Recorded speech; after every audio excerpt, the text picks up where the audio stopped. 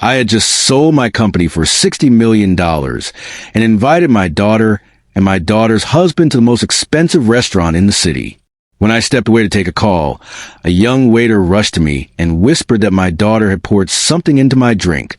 I went back, made one quiet move, and what happened next changed everything. Before I reveal what really happened, hit subscribe and drop your location in the comments. It helps this story reach more hearts. I am 68 years old, and until that night, I believed I understood risk. I had survived 4 decades in biotechnology, built a company from nothing, negotiated contracts across continents, and outlasted competitors who were smarter, richer, and better connected than I was. But none of that prepared me for the moment. I realized my own child saw me as an obstacle. The company sale had closed that afternoon. $60 million. Not an inheritance. Not luck. Not a windfall. 40 years of 14-hour days. Failed experiments, rejected grants, and reinvention after reinvention. I should have felt victorious. Instead, I felt empty.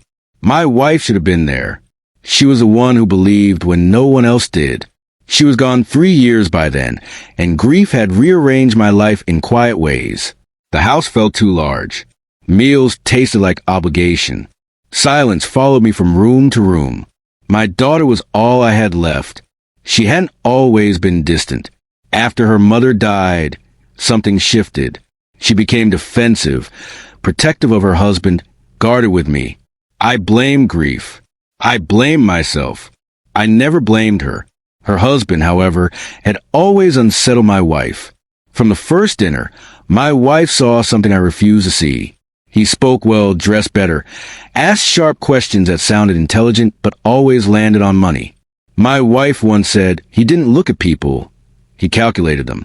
I dismissed it as maternal instinct run wild. After the acquisition rumors surfaced, their visits increased. Calls turned frequent. Concern wrapped itself in kindness. Questions came disguised as care. Was I sleeping well?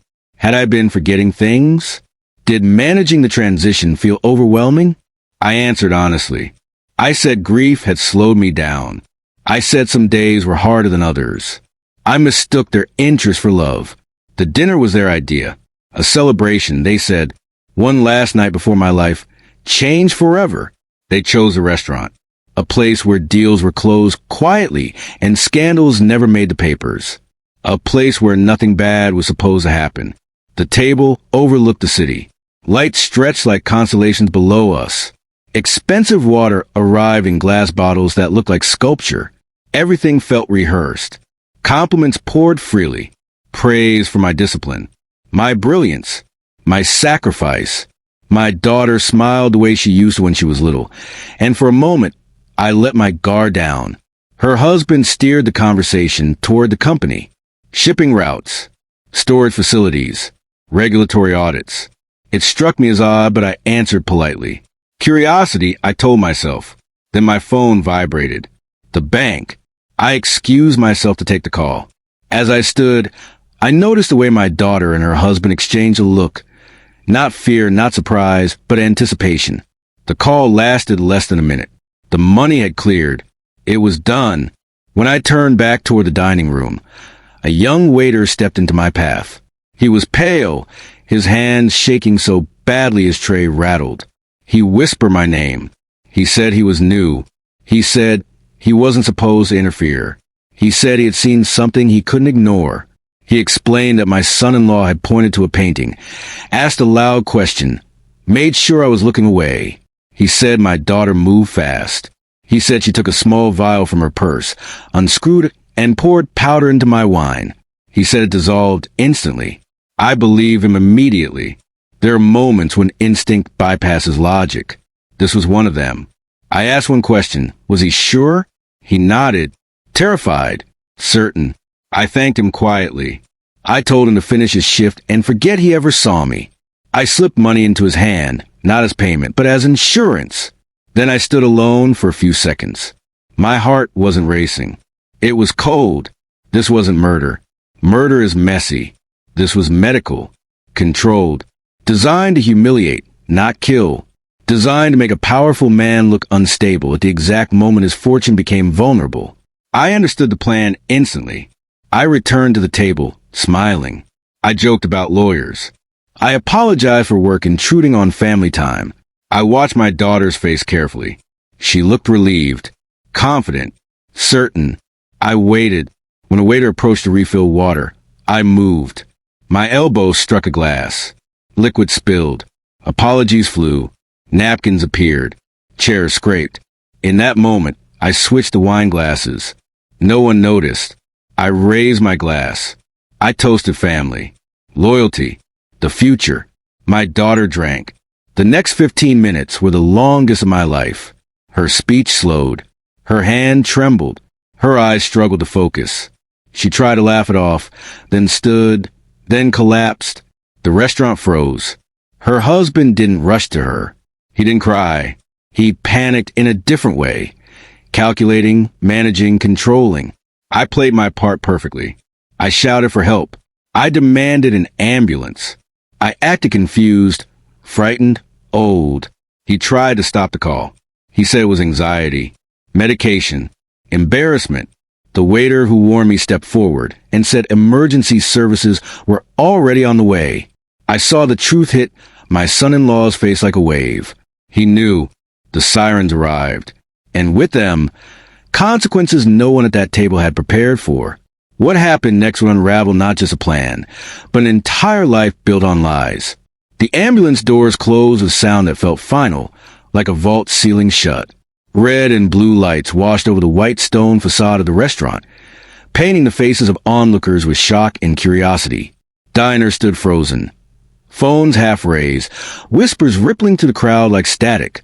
I stayed exactly where I was supposed to be, hunched, shaking, one hand pressed on my chest as if my heart might give out at any second. My daughter lay inside the ambulance, unconscious, the consequences of her own decision flowing through her veins. Her husband hovered at the edge of the scene, not holding her hand, not begging her to wake up, but scanning faces, watching reactions, calculating angles. I had seen that look before many times, across boardroom tables and hostile negotiations. It was a look of someone whose plan had gone wrong, but who still believed he could salvage control. At the hospital, the night swallowed us whole. Bright lights, antiseptic air, clipped voices. She was rushed through double doors while nurses barked instructions. I was guided to a plastic chair in a waiting area that smelled like old coffee and disinfectant. Her husband paced the floor, phone pressed to his ear, whispering urgently, turning his back to me every time he spoke. I kept my eyes down and my ears open. He mentioned the doctor's name more than once. A private physician. Someone who could fix this. Someone who knew what to say. That was when I understood the scope of it. This was never just about that dinner. The dinner was the trigger, not the weapon. The weapon was a narrative. Carefully constructed, medically plausible, legally devastating. A story where I was a villain, the unstable patriarch whose sudden fortune exposed his mental decline. A story where my daughter was a victim, and her husband the reluctant savior. A doctor appeared. Young, alert, not the man my son-in-law wanted. The doctor asked direct questions. What medications had been taken? What exactly had been consumed? The answers coming from my son-in-law were vague, evasive, wrong. He tried to steer the conversation toward allergies, toward anxiety, toward anything that didn't require a toxicology screen. The doctor ignored him. Tests were ordered. I watched the moment fear replace confidence on my son-in-law's face. Real fear, the kind that comes when a lie enters a system designed to detect truth. Hours passed. My daughter was stabilized. Not dead, not dying, but not free either. The substance in her system was an accident. It wasn't recreational. It was deliberate and specific. The doctor explained it quietly, professionally. A drug that mimics neurological failure, confusion, slurred speech, loss of coordination, symptoms indistinguishable from early onset cognitive collapse in older patients. The irony was suffocating. The drug wasn't meant for her. It was meant for me. The doctor said protocol required notification, reports, oversight. My son-in-law objected, loudly, too loudly. Security stepped closer. I stayed silent. When the doctor left, my son-in-law turned to me with a look that tried to be concerned and failed. He suggested I go home. Said the night had been too much. Said he would handle everything. Said he would call me with updates. He wanted me out of the building. I agreed. I let him believe I was broken. Outside, the night air cleared my head. The cab ride home felt unreal, like watching someone else's life unfold through thick glass. As soon as I was alone, the mask came off. I wasn't going home. I went to my daughter's house. I still had a key. She never thought to take it back. The house was dark, pristine, staged like a magazine spread. No warmth. No signs of a real life. I went straight to the office. Her laptop sat open on the desk. No password. Arrogance is always expensive. I searched one word. Contingency. What I found rewrote everything. Emails. Dozens of them. Between my daughter, her husband, and a physician whose name matched the one I heard in the hospital hallway. The subject line repeated like a drumbeat. Contingency plan. I read them slowly, methodically, the way I read contracts before signing anything that could destroy me. The plan was months old. They discussed timing, dosage, symptoms, legal strategy. They discussed me like an asset. The drug was chosen for its effects, not its lethality. The goal wasn't death. The goal was erasure. To have me declared incompetent within hours of the company's sale. To trigger an emergency hearing. To install a conservatorship. To take control of everything before regulators could look too closely. There it was. The real motive. The sale of my company triggered a mandatory federal audit. Years of shipping records. Storage manifests. Routes. Licenses. Oversight. My son-in-law had been asking about logistics for a reason. He wasn't curious. He was hiding something. And the audit would expose it. The emails confirmed it. He needed control before the audit began. He needed access to accounts. Authority to redirect scrutiny. Time to disappear. They had planned the hearing for the morning after the dinner. 8 hours after I was supposed to lose my mind. I forwarded everything to myself. Copied it twice. Took photos of the screen with my phone. Then I left. Back home, I made one call. Not to the police. Not yet. I called the one person who knew how to dismantle lies built on paper. My lawyer answered on the second ring. I told him everything. He didn't interrupt. When I finished, there was a pause. Then he said, "We're going to court." The courthouse smelled like dust and old promises. The hallway outside the courtroom buzzed with whispers. I arrived early. Calm. Prepared. Clear-headed. My daughter wasn't there. Her husband was. He stood with his lawyer, confidence restored, rehearsed grief plastered on his face. He looked relieved when he didn't see me. He thought I was missing. He thought the story had already won. Inside the courtroom, the judge took the bench. The petition was read aloud. A heartbreaking tale of decline, of confusion, of danger, of a loving son-in-law forced act. The doctor was called. He lied smoothly at first. Rehearsed phrases. Medical jargon, confident delivery. Then my lawyer stood, and everything changed. Bank records appeared. Payments, dates, amounts, emails followed. Subject lines projected on a screen for everyone to read. The doctor cracked first. He admitted to everything. The courtroom went silent. My son-in-law didn't speak. He couldn't. When I stood, I didn't shout. I didn't accuse. I simply explained. I explained the audit, the shipping routes, the urgency. I explained why the dinner had to happen before the sale finalized. I explained why my mind had to disappear overnight. When I finished, the judge removed his glasses. He looked tired. Then he looked angry. My son-in-law tried to flee. He didn't make it to the door.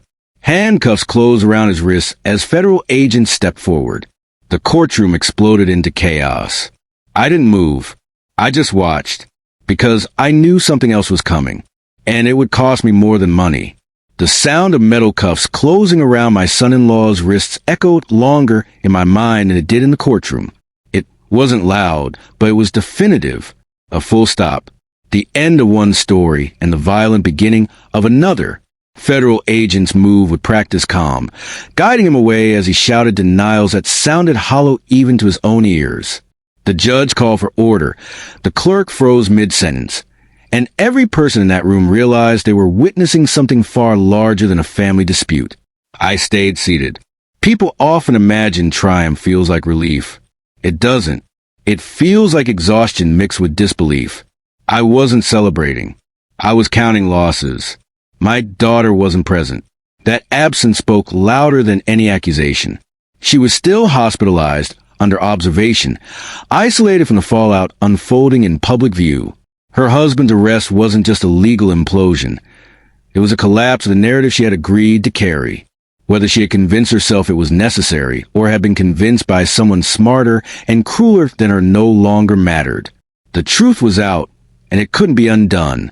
The judge recessed the hearing.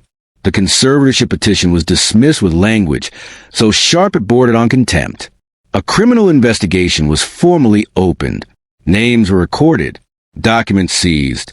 My lawyer leaned close and whispered that this was only the beginning. Outside the courthouse, cameras waited. Reporters shouted my name, questions tumbling over each other in a frantic chorus. I didn't stop. I didn't answer. My lawyer shielded me as we moved through the crowd and into a waiting car. Only once the door closed did my hands begin to shake. I stared at them, palms up, as if they belonged to someone else. These hands had built something meaningful. They had also signed documents trusting the wrong people. The contradiction made my chest ache. The drive to the hospital felt longer than it should have. I wasn't sure what I would say when I saw my daughter. I wasn't sure I should see her at all. But avoidance had already cost me too much. She was awake when I entered the room. Her eyes widened when she saw me. Fear flickered there, but not confusion. She knew. She had known long before the courtroom doors opened. The television mounted on the wall was muted, but the headline scrolling across the bottom told the story plainly enough. She tried to speak. Her voice cracked. She said my name the way she used to when she was a child and had scraped her knee. I didn't respond right away. I stood at the foot of the bed and looked at her. Really looked. The daughter I raised was still there, buried beneath panic, guilt, and the sudden realization that loyalty to the wrong person carries consequences you can't negotiate away. She said she was sorry. She said she didn't think it would go this far. She said she believed him when he told her I was declining, that I needed help, that this was the only way to protect me in the future. I listened without interrupting. When she finished, the silence felt heavy but honest. I told her I had read the emails. I watched her face crumble as I spoke each detail aloud. The drug, the hearing, the plan to erase me legally, the timing, the audit. I asked her one question. When did she stop seeing me as her father and start seeing me as an obstacle? She couldn't answer. Tears came then, real ones, not the strategic kind, not the kind meant to manipulate, the kind that arrive when the ground gives way and there's nothing left to hold on to. I told her something she didn't expect. I told her I wasn't pressing charges against her. Her relief was immediate and crushing. She reached for my hand. I didn't take it. I explained that the law would decide her role. Cooperation mattered. Truth mattered. But my decision wasn't mercy. It was boundaries. I told her that trust, once weaponized, doesn't regenerate. It has to be rebuilt from nothing, if it ever returns at all. I left before she could ask what came next. What came next was relentless. Investigators arrived at my home, at the company offices, at shipping warehouses. They requested records, devices, access logs. I cooperated fully. I had nothing to hide and everything to lose if I didn't. The audit uncovered exactly what my son-in-law had feared. Unauthorized routing, shell companies, misused licenses. Goods moved under my company's clean record that had no business being there. He hadn't just risked my fortune. He had risked my freedom. The betrayal deepened with every document. Friends called, some to offer support, some to ask questions thinly disguised a concern. A few disappeared entirely. Scandal has a way of clarifying who values proximity to power over integrity. I revised my will, not in anger, in clarity. Assets were placed into a trust, conditions attached. Oversight established. I removed emotion from the equation and replaced it with structure. It was the only language the situation respected. My daughter was discharged weeks later. She called, left messages, apologized again and again, asked to meet, asked for guidance, asked for forgiveness. I told her we would talk. Eventually, time passed. The case against her husband expanded. Charges multiplied. He took a plea deal that surprised no one except him. The sentence was long enough to erase the future he had imagined. I attended the sentencing quietly, sitting in the back. I watched a man who believed himself invincible learn the cost of underestimating someone he thought too old, too distracted, too soft to notice. He never looked at me. Afterward, I walked out alone. The company's sale finalized without complication. The audit concluded. My name cleared. My reputation bruised but intact. The house felt quieter than ever. I considered selling it, moving somewhere anonymous, starting fresh. Instead, I stayed. I planted a tree in the backyard where my wife used to sit in the mornings. I donated a portion of the money to causes she believed in. I honored her warnings too late, but I honored her all the same. Months later, my daughter stood at my door. She didn't bring excuses. She didn't bring demands. She brought accountability. She had started working. Therapy. Volunteering. She spoke differently. Less polished. More real. I listened. We are not reconciled. But we are no longer at war. And I am no longer blind. What I learned through all of this is simple and brutal. Betrayal doesn't always come from enemies. Sometimes it comes wrapped in familiarity. Smiling across a table, waiting for you to look away. I won't make that mistake again. Time did not soften what happened. It clarified it. Weeks turned into months, and the silence that followed the trial fell heavier than the chaos that preceded it. Court dates were scheduled, postponed, rescheduled again.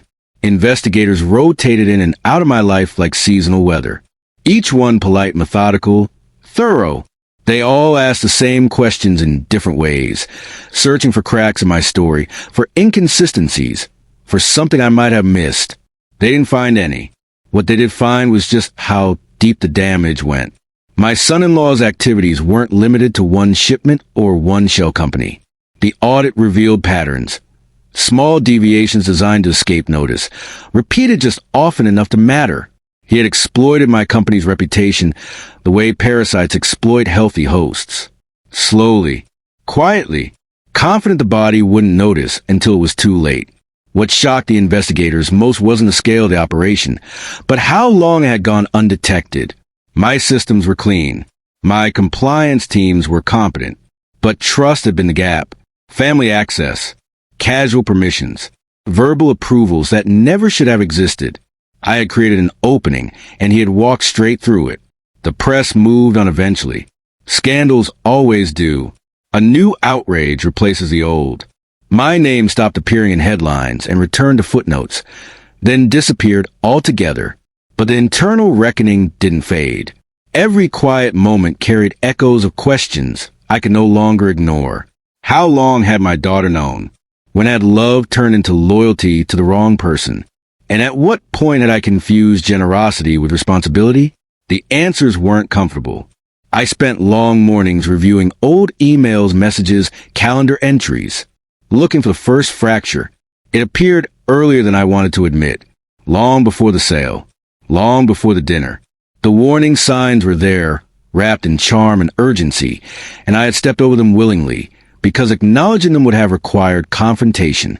And confrontation, I had learned too late, is far kinder than avoidance. My daughter kept her distance during this time, not because she didn't want to speak, but because she was finally listening. Therapy, legal counsel, court-mandated evaluations, all of it stripped away the illusion she had lived inside. She wasn't a villain, but she wasn't a victim either. She existed in the uncomfortable middle ground where choices still carry consequences, even when manipulation plays a role. When she finally came to see me again, it wasn't dramatic. No tears. No apologies. Just honesty. She told me she had believed she was protecting me. That the narrative fed to her had sounded logical when repeated often enough by someone she trusted. She admitted she had ignored doubts because questioning them would have meant questioning her marriage. I told her that loyalty without ethics is just fear wearing a better suit. She didn't argue. That was progress. I changed the structure of my life after that conversation. Not drastically, but deliberately. I resigned from advisory boards. I declined invitations that felt performative. I reduced my world to what mattered and eliminated the rest. I also rewrote every legal document tied to my name. Trusts were updated. Power structures were simplified.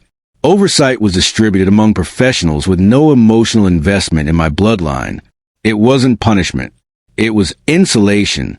If something happened to me tomorrow, no single person would control what I built. That knowledge brought peace. The criminal case moved forward without me. I was no longer required to testify. The evidence spoke for itself. Plea agreements were signed. Sentences negotiated. My son-in-law disappeared into the system. He once believed he could manipulate. I never visited. I didn't need closure from him.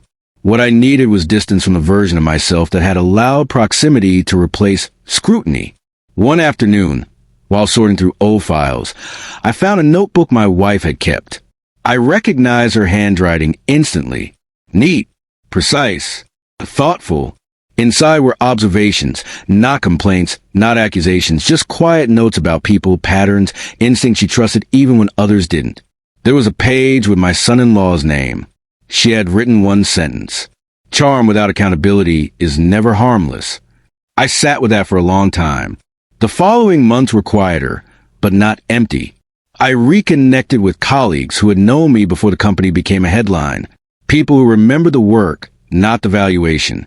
I started mentoring young founders, not about growth, but about governance. About how the most dangerous risks rarely appear in financial models. They appear at family dinners. My daughter continued rebuilding her life away from money. She took jobs no one recognized her name in. She learned structure, consequence, humility. I didn't intervene. I didn't subsidize. I observed. We spoke occasionally. Carefully. Without expectations. Forgiveness, I learned, is not a switch. It's a process with no schedule. One evening, I returned to the restaurant where it had all started. Not to relive it, but to reclaim it.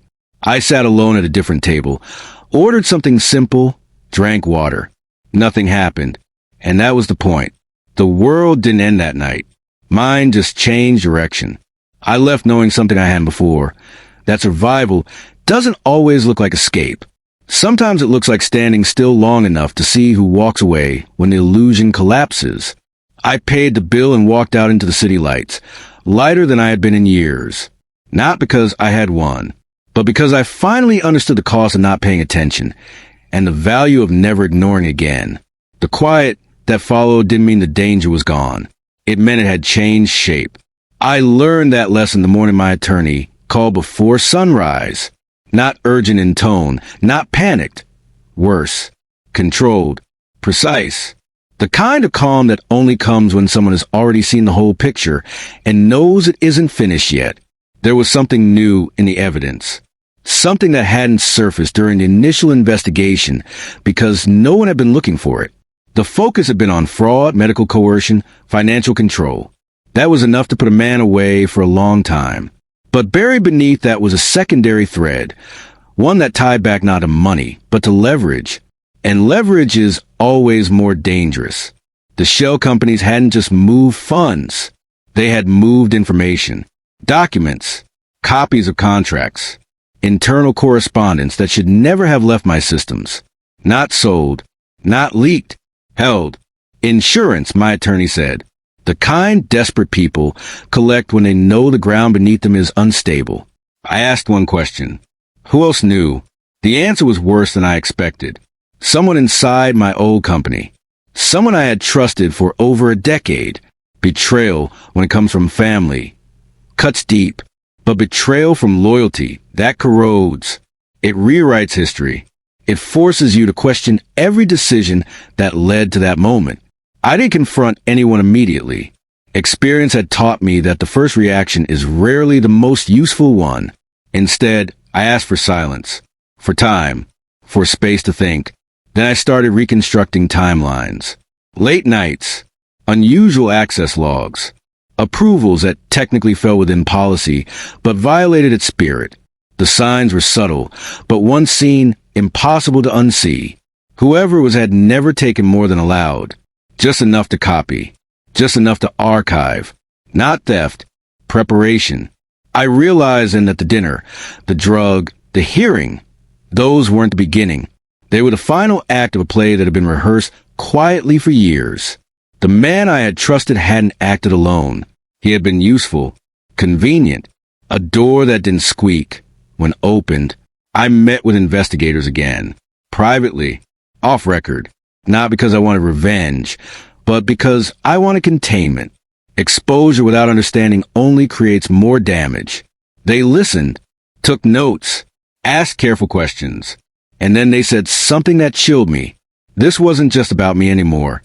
The documents copied included early research frameworks, prototype methodologies, nothing patented yet, but valuable enough that, in the wrong hands, they could compromise future developments.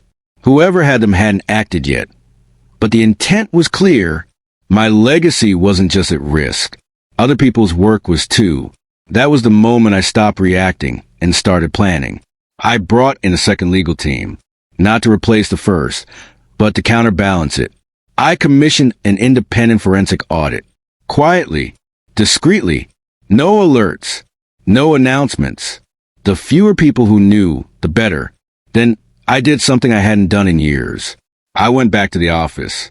Not the executive floor, not the boardroom. I went to the lower levels, the labs, the shared workspaces. I watched, I listened, I observed dynamics I hadn't paid attention to since the early days. Power leaves fingerprints. It changes how people behave around it. I saw fear where there shouldn't have been any. I saw a guarded conversation stop when I entered rooms.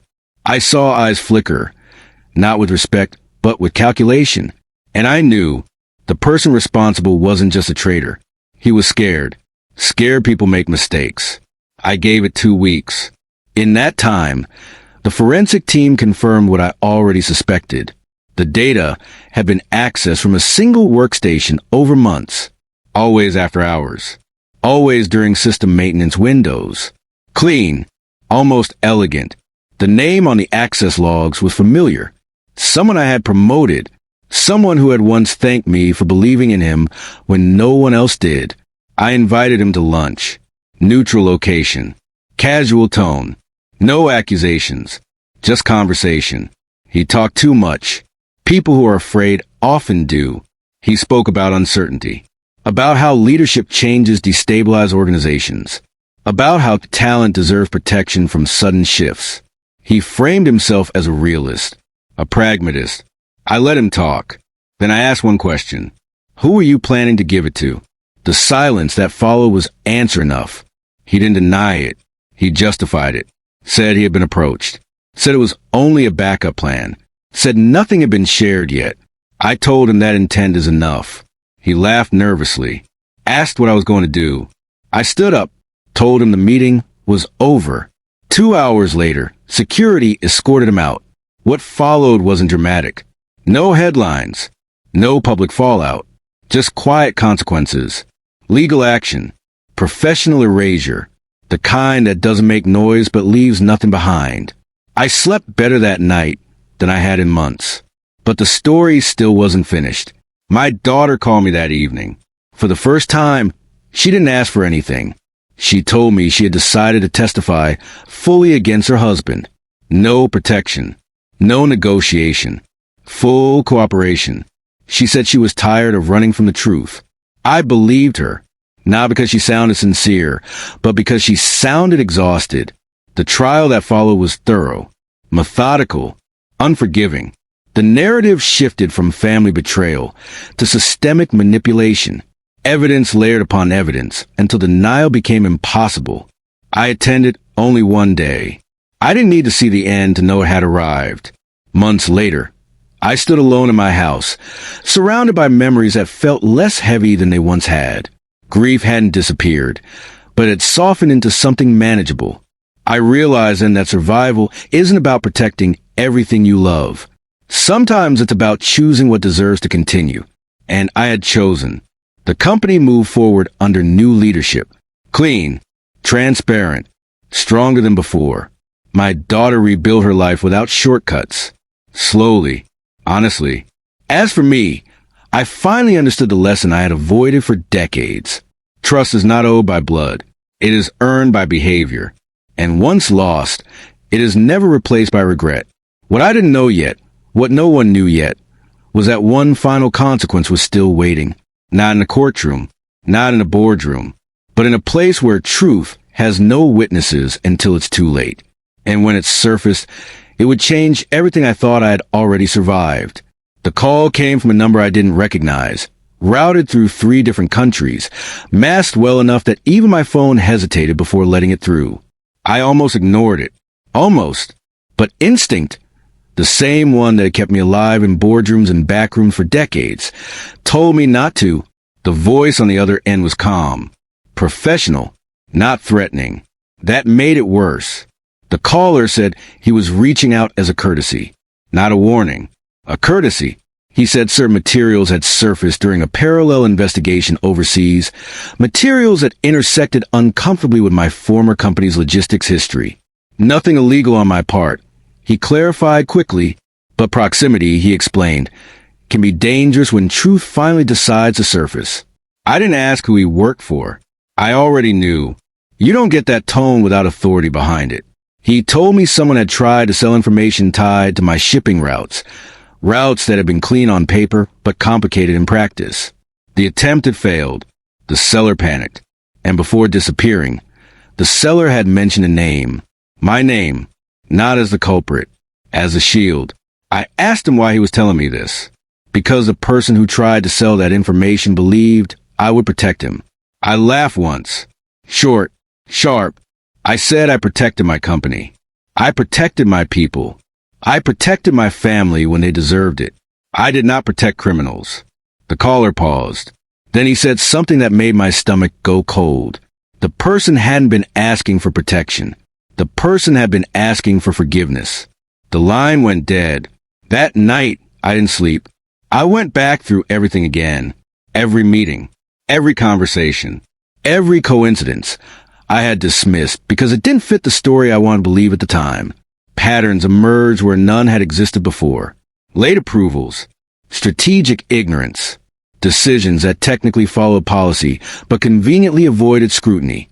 The truth wasn't that I had been fooled. The truth was worse. I had allowed myself to look away.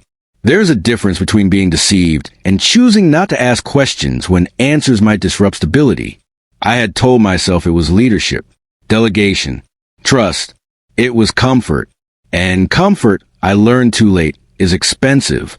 I requested full access to archived audit trails, everything, including records that had been sealed during the acquisition. My request triggered alerts. I knew it would. I didn't care anymore. If the damage was going to finish unfolding, I wanted to be standing when it did. 2 days later, the investigators returned.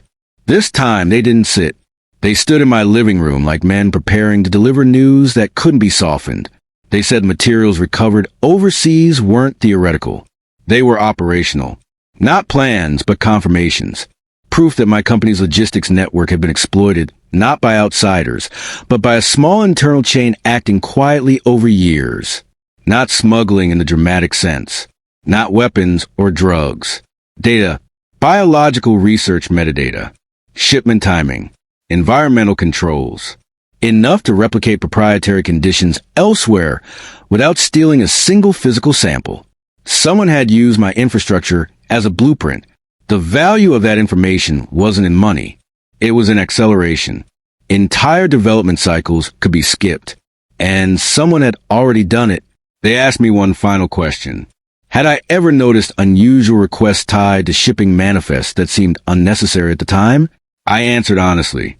Yes, but I had trusted the explanations. They nodded, not in judgment, but in confirmation. That was when they told me the final piece. The buyer overseas wasn't a competitor. It was a state-backed entity. The room felt smaller after that. This was no longer about betrayal or greed or even legacy. This was about exposure. About what happens when ambition crosses into territory where consequences don't follow courtroom schedules. They said I wasn't under investigation, but I was involved, and involvement meant cooperation. I agreed. What followed was the longest 6 weeks of my life. Meetings without phones, interviews without records, questions designed not to accuse, but to understand how far the damage spread and where it stopped. I learned things I wish I hadn't. I learned how easily systems can be bent when no one believes anyone would dare. I learned how loyalty can be weaponized. I learned that silence is often mistaken for consent. I also learned that my daughter had known more than she admitted. Not everything, but enough. When confronted with the new evidence, she broke completely. Not defensively, not manipulatively. She told the truth in pieces, like someone dismantling a structure they had lived inside for too long. She hadn't known about foreign buyers. She hadn't known about state interests, but she had known that certain data was being extracted quietly.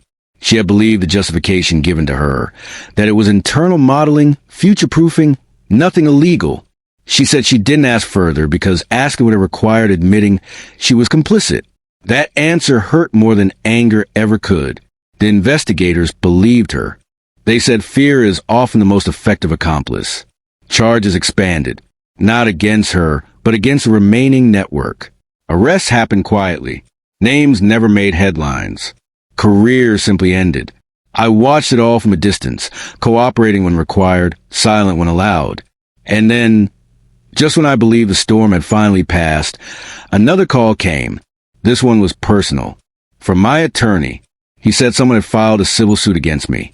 Not for money, for responsibility. The claim argued that my oversight failures had enabled the misuse of proprietary systems, even if I hadn't directly participated. That leadership carries obligation, not just authority. It wasn't criminal. It was reputational. And it would be public. I didn't fight it. I settled. Not quietly. Transparently. I acknowledged failure, not malice, but negligence born of trust. I funded remediation programs. I funded independent oversight. I allowed my name to be attached to the lesson. The press didn't know what to do with that. They wanted villains. Heroes. I gave them accountability. The story faded faster than scandals usually do. Months passed. Then one afternoon, I received a handwritten letter. No return address. Inside was a single sentence. You were right to stop protecting me. It saved more than you know. I never learned who sent it. I didn't need to. Some truths don't ask to be chased. They arrive when they're ready. I thought that was the end. I was wrong. Because consequences don't always move forward. Sometimes they circle back. And the next time they came, they didn't come through courts, companies, or investigations. They came through blood. And when they did, I had to make the hardest decision of my life. One that no amount of wealth, planning, or experience could prepare me for. The hospital room smelled like antiseptic and something metallic. I couldn't place it first. Fear, maybe. Fear as a smell when it lingers long enough. I stood at the doorway longer than I should have. The person in the bed looked smaller than memory allowed. Fragile in a way that erased authority, arrogance, and history all at once. Tubes. Monitors. A steady, artificial rhythm keeping time for a body that had finally run out of arguments. A nurse asked if I was family. I nodded. That single gesture carried decades of choices behind it. The doctor spoke plainly. There was no drama in his voice, which somehow made it worse. The condition wasn't sudden. It had been building quietly, ignored, dismissed, postponed. Treatment was possible, but expensive, complex, and uncertain. The odds were not kind. I asked the only question that mattered. Was time a factor? Yes. Always yes. I sat down for the first time since entering the room. The chair creaked under my weight, grounding me in a moment that felt unreal. I watched the rise and fall of a chest that once stood tall with entitlement and confidence. I watched the hands that signed documents meant to erase me, now trembling slightly even in rest. Blood. That was the word echoing in my head. Blood makes demands logic never can. The doctor explained the options: advanced treatment abroad, experimental protocols, long-term care. Numbers followed, but I stopped listening halfway through. I already knew the cost wouldn't be measured in money. It would be measured in what I was willing to forgive. I asked for privacy. When the door closed, the room felt unbearably quiet. Machines hummed softly, indifferent to the moral weight pressing down on me. I spoke, though I didn't know why. Maybe to test whether the voice I used in boardrooms still existed here. I said the name. The eyes opened slowly. Recognition flickered. Fear followed. Then something else, shame perhaps, or relief. It's hard to tell when someone finally understands the consequences of their own actions. The voice that answered me was weak, apologetic, not performative. Too late to be strategic. The words came out haltingly. Explanations, regrets, justifications wrapped in exhaustion. I let them speak. I didn't interrupt. I didn't argue. When the words ran out, silence returned. I said I knew everything. That stopped the tears.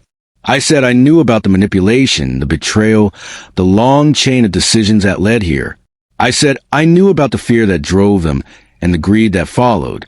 I said I knew about the moment when turning back was still possible, and the moment when it wasn't. The response wasn't denial. It was collapse. I was asked for help, not demanded. Asked. And that made all the difference. I stood up and walked a window. Outside, the city moved on. People laughed, argued, planned dinners.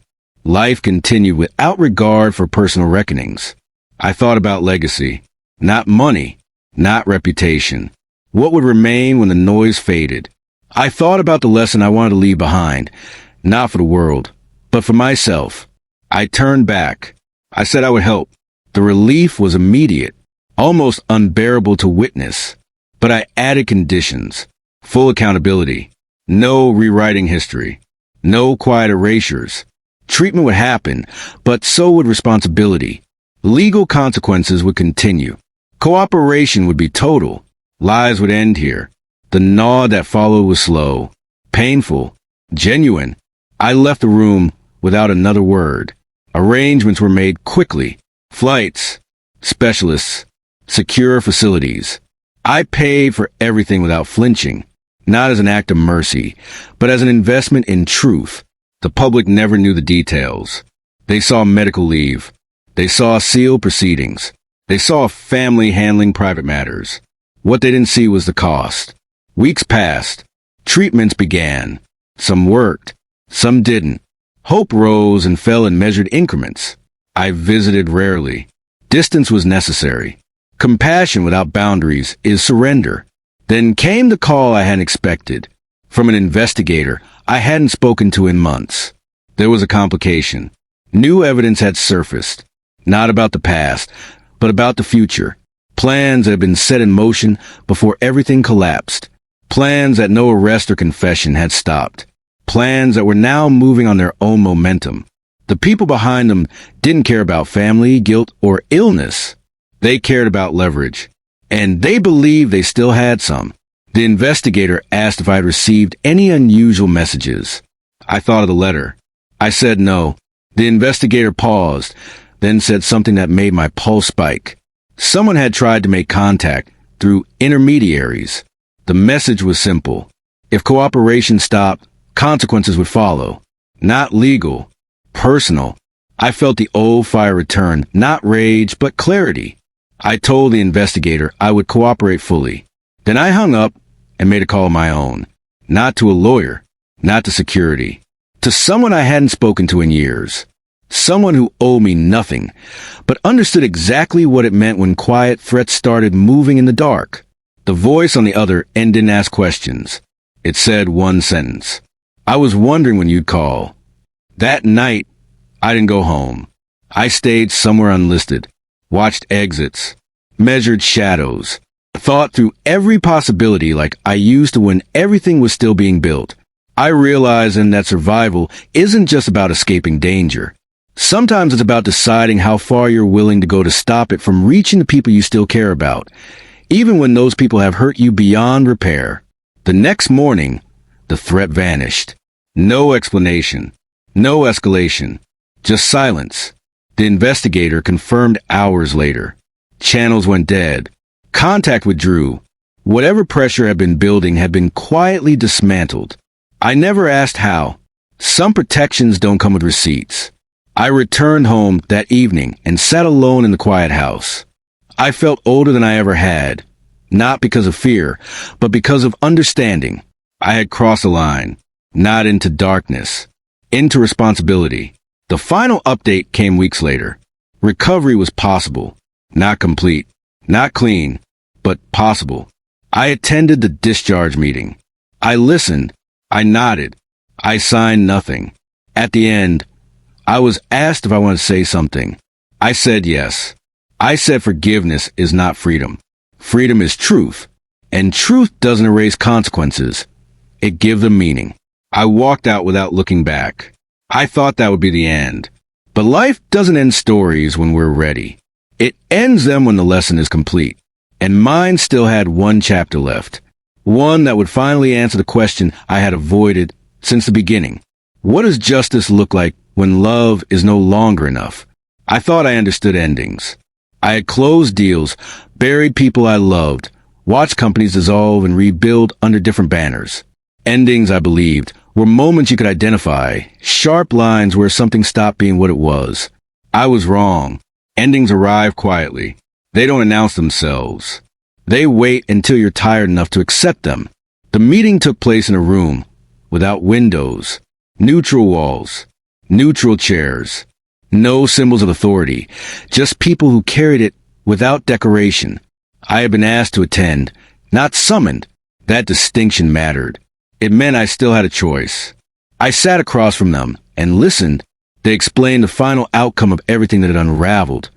The investigations, the arrests, the sealed agreements, the silent removals, networks dismantled, accounts frozen, partnerships erased. It would never make headlines because too many interests preferred it that way. Stability, they called it. I called it containment. Then they asked me what I wanted. Not compensation, not apologies, not recognition. What did I want to happen next? The question landed heavier than any accusation ever had, because it placed responsibility back where it belonged. With me, I asked about accountability. Real accountability, not symbolic gestures. I asked whether the people who enabled the damage would ever be prevented from repeating it somewhere else. They answered carefully. Some would, some wouldn't.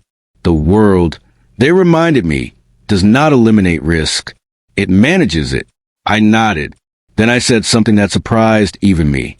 I said I wanted distance. Not silence. Distance. I wanted my name removed from future advisory boards. I wanted no quiet consulting roles. No honorary titles. No legacy panels. I wanted to step away completely from the machinery I had helped build. They asked why. I told them because power lingers longer than wisdom, and I had already seen what happens when it does. They accepted my answer without argument. That was when I knew the story was truly ending. The hospital called 2 days later. Progress had stalled. Not reversed, not worsened, stalled. The body had reached a limit medicine could not negotiate past. I visited once more. The room looked the same. The person in the bed did not. Time changes people faster when regret is involved. I was asked to sit. I did. The conversation was short. There was nothing left to explain. No bargains to strike. Only one request. Not for money. Not for protection. For presence. I stayed. I didn't speak much. I didn't need to. Some moments don't require language to be meaningful. They only require honesty. When it ended, it was peaceful, not dramatic. No last words meant to carry wisdom. Just breath slowing, then stopping. I closed my eyes and let myself feel it. Not grief, not relief, finality. Arrangements were handled quietly. No public notices. No ceremonies. Just a line drawn under a chapter that had consumed too much of my life. In the weeks that followed, I did something I hadn't done in years. Nothing. No meetings. No calls. No plans. I woke up when my body told me to. I cooked simple meals. I walked without destinations. I listened to silence until it stopped feeling empty and started feeling earned. One afternoon, I opened a drawer I hadn't touched since my wife died. Inside were letters, old ones, written by hand, words formed slowly, intentionally. A different time. I read one again. It said, "If you ever have to choose between being right and being kind, choose being honest first. The rest will follow." I smiled. She had always known me better than I knew myself. Months passed. The world moved on. New scandals replaced old ones. My name faded from conversations, exactly as I wanted. Then one evening, a young man knocked on my door. He introduced himself carefully, as if unsure whether he belonged there. He said he had once worked a small role in a system that nearly collapsed under greed. He said watching it fall apart and watching how I responded had changed how he saw success. He asked if I had advice. I thought for a long moment. Then I said this: success is not what you keep. It's what you refuse to become. He thanked me and left. I closed the door and stood there for a while, listening to the quiet house around me. I finally understood the truth I had spent my life avoiding. Justice is not punishment. Justice is balance. And balance only comes when you are willing to let go of the version of yourself that needed to win. I turned off the lights and went to bed. For the first time in years, nothing was chasing me. And I didn't look back. Before you leave, take a second to support my story. Tap subscribe, like the video, and share where you're watching from in the comments. Your small action helps these stories reach people who need them. And the next story is even more shocking.